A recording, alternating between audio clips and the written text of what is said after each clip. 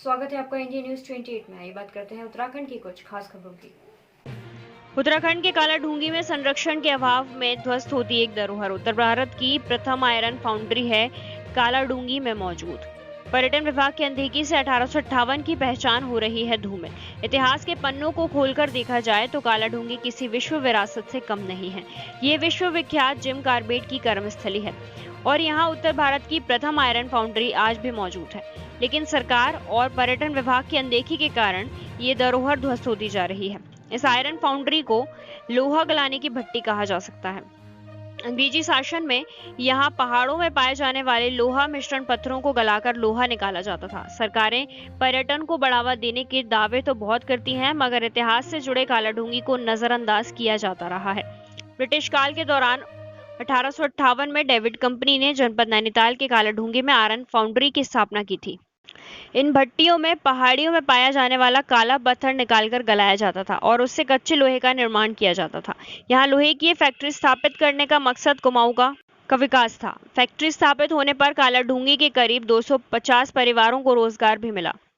पर्यटन से जुड़ी कई मशहूर पुस्तकों में कालाढूंगी में उत्तर भारत की इस प्रथम और सबसे बड़ी आयरन फाउंड्री का जिक्र होने की वजह से देश ही नहीं विदेशों से आने वाले पर्यटक इसे देखने की इच्छा करते हैं। इस ऐतिहासिक इमारत का संरक्षण करना तो दूर, यहाँ तक जाने का रास्ता भी नहीं होने से अधिकांश पर्यटक यहाँ नहीं पहुँच पाते हैं। कालाढूंगी संवाददाता जाहिद हबीबी की रिपोर्ट। मोहन चंद्र पांडे है। मैं कॉर्बेट ग्राम विकास समिति कालाढूंगी से हूँ। तो आज हम बात कर रहे हैं यहाँ पे जो उत्तर भारत की प्रथम जो आयरन फाउंड्री बनी है उसके बारे में आपको बताना चाह रहा हूँ।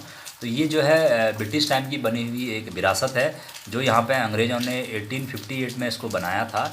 इसको बनाने के पीछे उद्देश्य था कि यहाँ पे आयरन ओर पाया जाता है नैनीताल रोड पे। तो उस आयरन ओर को यहाँ पे आयरन स्टोन को यहाँ पे गलाया जाता था और वो जो गलता था उसको उससे लोहा बनता था और लोहे को रेलवे के लिए यहाँ से भेजा जाता था। तो उसका मतलब ये था कि धीरे धीरे क्या हुआ कि उसमें उस आयरन ओर को गलाने के लिए लकड़ी की आवश्यकता थी। तो यहाँ पे जो है जंगल काफ़ी कटने लग गए थे।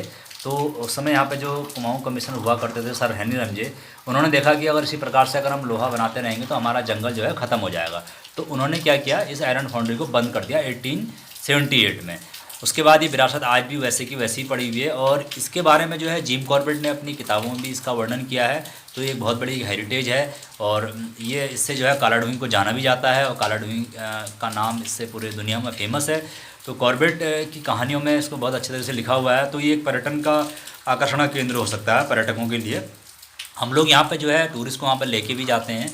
तो उसमें जो है टूरिस्ट काफ़ी इसमें इंटरेस्ट भी लेता है। अभी क्या है वहाँ पे रोड नहीं है, रास्ता ठीक ना होने की वजह से वहाँ पर बहुत सारे पर्यटक जा नहीं पाते हैं। तो पर्यटन विभाग और वन विभाग और यहाँ पे स्थानीय नगर पंचायत अगर इसको मिलके इसका संरक्षण करें तो ये एक बहुत बड़ी एक विरासत है जो पर्यटकों का आकर्षण का केंद्र भी हो सकता है। और इसके साथ साथ ही ये जो है यहाँ पे स्थानीय लोगों को इससे रोज़गार भी मिल सकता है।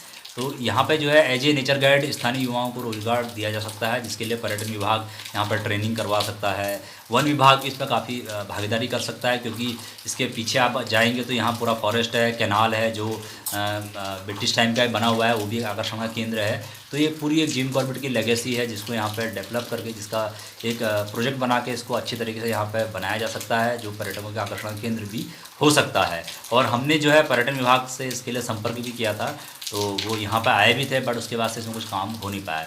तो हम जो है सरकार और पर्यटन विभाग से हम मांग करते हैं कि इसका संरक्षण होना चाहिए और इसका संरक्षण होने से ये विरासत बची भी रहेगी। और ये पूरी कहानी है कि ये लोहा कैसे बनता था, क्योंकि आजकल जो हम देख रहे हैं हमारी जो नया यूथ है, नए जो स्टूडेंट पढ़ रहे हैं बच्चे, तो उनको पता नहीं कि पहले लोहा कैसे बनता था। तो ये पूरी एक एजुकेशनल टूर भी ये हो सकता है और कहीं ना कहीं ये एक आकर्षण केंद्र तो है ही।